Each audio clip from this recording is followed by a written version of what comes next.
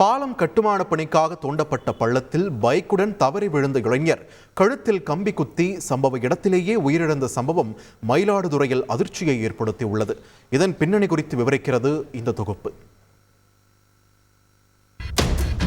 வீட்டுக்கு சாப்பாடு வாங்க வெளியில் சென்ற இளைஞர் கழுத்தில் கம்பி குத்தி கொடூரமான முறையில் வழியில் துடி துடித்து உயிரிழந்த சம்பவம் சோகத்தை ஏற்படுத்தியுள்ளது.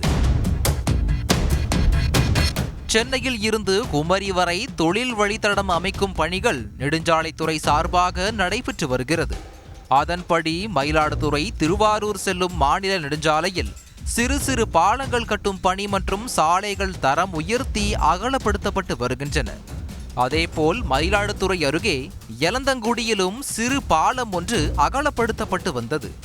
வழுவூரைச் சேர்ந்த இளைஞர் மணிகண்டன் விவசாய பணிக்கு வந்த வேலையாட்களுக்கு உணவு வாங்குவதற்காக பைக்கில் சென்று பாலத்தை கடந்தார். பேரிகார்டும் இல்லை, வெளிச்சமும் இல்லை. இருளில் பைக் செல்வதே தெரியவில்லை.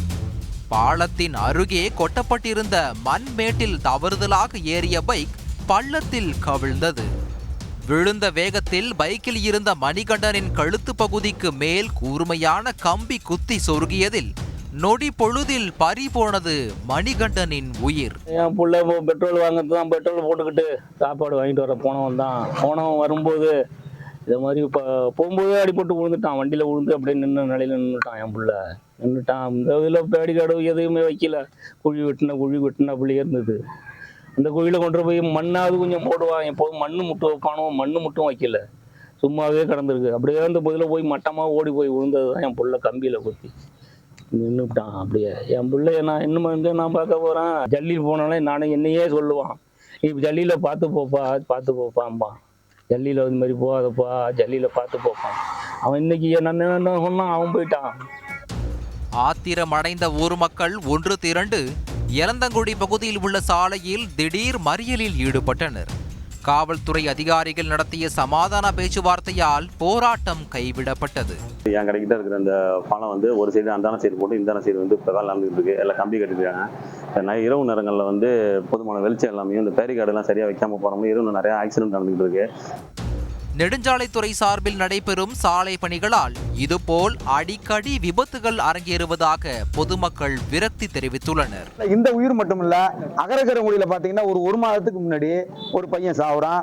அதே இடத்துல இன்னைக்கு மணிகண்டன் சேர்த்த இடத்துலயே வழுவூரை சேர்ந்த பழனிவேலுங்கிறவரு காலு முடிகிறாரு.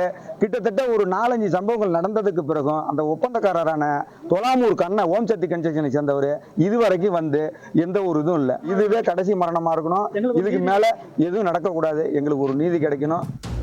அரசு உரிய நடவடிக்கை எடுத்து இது போன்ற சம்பவங்கள் இனி நடக்காமல் பாதுகாக்க வேண்டும் என்பதே அனைவரின் கோரிக்கையாக உள்ளது. தந்தி தொலைக்காட்சி செய்திகளுக்காக செய்தியாளர் சேதுராமன். செய்திகளை உடனுக்குடன் தெரிந்து கொள்ள உடனே சப்ஸ்கிரைப் பண்ணுங்க.